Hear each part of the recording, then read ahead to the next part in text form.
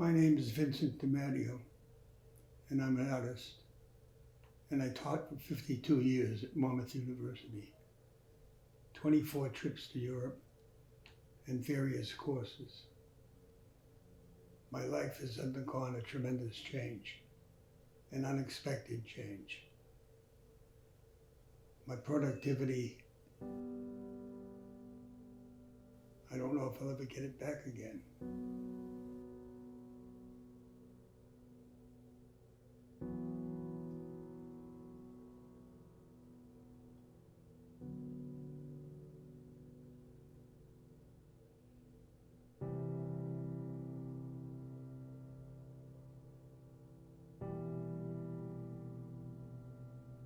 My career as an artist has been fruitful and long. My father used to bring color pencils to me when I was in the third grade. And it started then, the love of making marks, making images. That was the very beginning. I've been enormously productive and very lucky to have longevity, to have so many years to pursue the things that I love.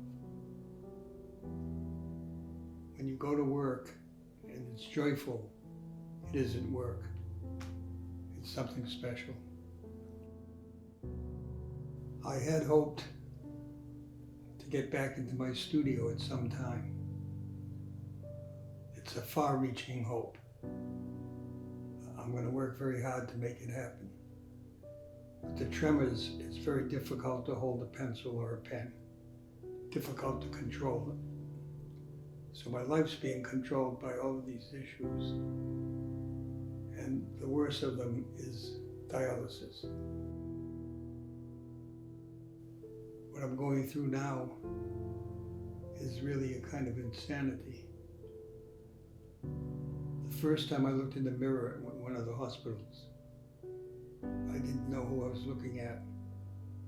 You kind of lose what you are and what you were. And you look for, hopefully, something to come along. I've been very consistent with my work over the years, and I've been very productive. I believed in hard work, and I did it throughout. I really don't have many regrets. I wish I could go back and do things, some of the things that I did over the years. My work was always done in series, and with a great love for calligraphy. And I've done a lot of drawings that mirror that. I also did napkin drawings that date back to 1960. And I do have one regret. There are people getting a lot of credit for napkin drawings, and none of them go back as far as I did. So some of the series have to do with calligraphy.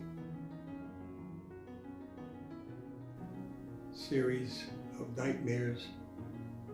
I was having recurrent nightmares for a while, and usually it had to do with my wife. Not that she's a nightmare, but I would be dreaming that somebody's trying to hurt her, and I go rushing at the villain, and I actually fly right off the bed. I did that several times. So I started a series of drawings using stippling, which comes from pointillism. And those drawings are frightful. I've always had a deep love for color, even when I didn't know what I was doing. The idea for me with color is to experiment as much as possible. So I wanted to just get in there and experiment and work with color. But I just had a love for color, and I have a feeling for color. And I love its possibilities. I love what it can do. I love what it can't do.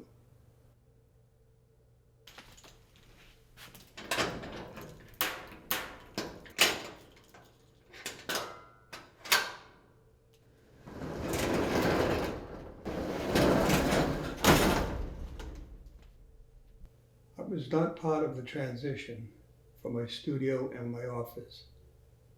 and storage area in Asbury Park. I really regret that I was not a part of moving things, selling things. Family and friends had to deal with moving all of my stuff, and there's a lot of stuff. And I was kind of amazed at the job that they did. They had to clean out my studio completely. They had to clean out my office. And in the cellar of the building, there's another 70 boxes down there that at some point will have to go. But family and friends just did a superb job with great care for what I've done and what I've accomplished, and great care for all the tools I need to make things happen. It was really tough on me, but I heard such great things about the work that they did. And I'm forever grateful for all of that work. The one thing that I'm proud about as being an artist is I've never given in to current movements. I could have been a color artist. I could have been a color painter. But the imagery had to do with me, not with what other artists were doing. I never wanted to do what other artists did. I wanted to find myself. I wanted to be able to take pride in the directions that I was going in. It's easy to fall in line. I remember when pop art hit, all kinds of young artists took up the mantle.